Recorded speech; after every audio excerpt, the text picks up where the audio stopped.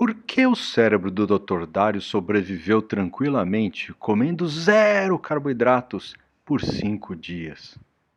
Bom, o cérebro é nosso órgão mais protegido do corpo. Ele não só é envolto pelo crânio, como uma série de membranas que formam a tal da barreira hematoencefálica, que é muito útil para evitar a entrada de bactérias, por isso que é tão comum você ver uma amidalite, mas nunca ver uma encefalite.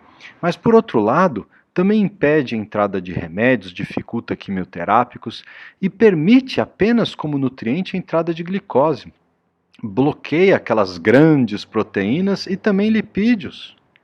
E isso fez com que a gente acreditasse que a única coisa que alimenta o cérebro fosse glicose. E aí, se você imagina que um homem consome 2.000 calorias por dia e 25% disso é o cérebro que gasta, eu vou ter que destinar 500 calorias só para o cérebro. Como cada grama de glicose dá 4 calorias, 500 dividido por 4 vai dar 125 gramas de glicose por dia, e é isso que a OMS recomendava, falando tem que comer no mínimo 125 gramas de glicose por dia. Mas isso parece uma coisa estranha quando você imagina que o portador desse cérebro é um macaquinho rechonchudo que usa 25% de sua energia, mas armazena em seu corpo só 4% na forma de glicose e 96% na forma de gordura. E pior ainda, vivendo em um ambiente em que carboidrato era uma raridade. Parece que a evolução natural deu um tiro no pé, mas não é bem assim. Cahill, em 1970, começou a estudar o metabolismo e ele viu que o nosso corpo tem duas reservas de energia mais importantes. Uma delas de açúcar no fígado, na forma de glicogênio, e outra bem maior na forma de gordura, na pança, que a gente chama de triglicérides. E ele tem esse nome porque parece um tridente. É uma molécula que tem 3 ácidos graxos presos a um glicerol. Mas vamos lá. O fato é que quando ele pegava os pacientes dele, ele via que quando eles comiam, boa parte da energia do cérebro vinha principalmente do alimento que eles tinham acabado de absorver. E a insulina desses pacientes era alta. Bom, depois de 3 horas, essa comida desaparecia. E aí o que acontecia é que o cérebro continuava sendo nutrido pelo glicogênio. E não fique constrangido, o glicogênio não é nada demais. Simplesmente imagine uma molécula de glicose grudada em várias outras, formando um polímero. E o que o fígado faz é ir quebrando esse polímero e liberando aos poucos a glicose. Só que isso dura 24 horas, uma hora acaba. E quando você começa a acabar seu glicogênio, a insulina cai ainda mais. E o cérebro precisa de energia. E ele começava a usar a energia vinda do glicerol, que é parte dessa molécula de triglicérides.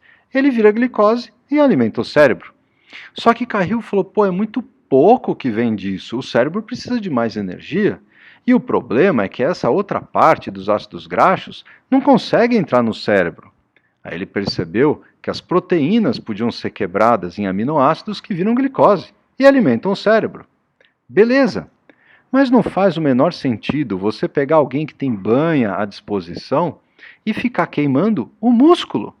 Seria a mesma coisa que na sua sala, num dia de frio, você queimar o sofá e sentar no chão, em vez de sentar no sofá e queimar sua lenha, que seria sua gordura. E ele viu que os pacientes que faziam jejum não perdiam muita massa muscular. O que estava acontecendo?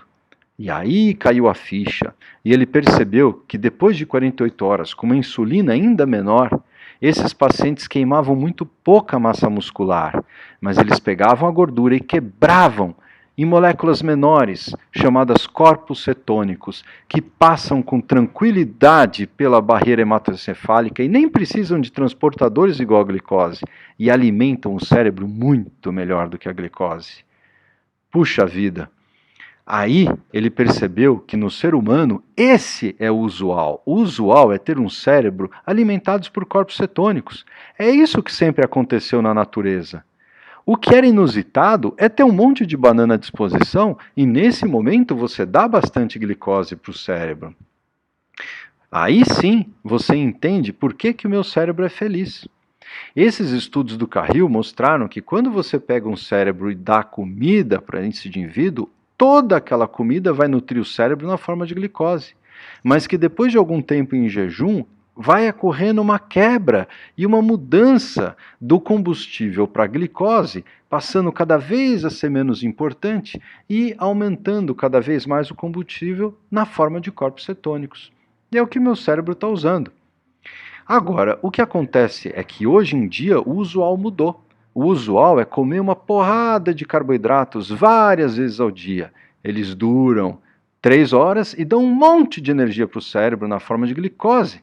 E ele fica ávido por glicose. O problema é que 3 horas depois isso acaba e o glicogênio não é o suficiente. E você se sente mal e precisa comer mais glicose e come um monte de glicose, e tudo isso faz com que você aumente demais sua insulina, que bloqueia a produção de corpos cetônicos.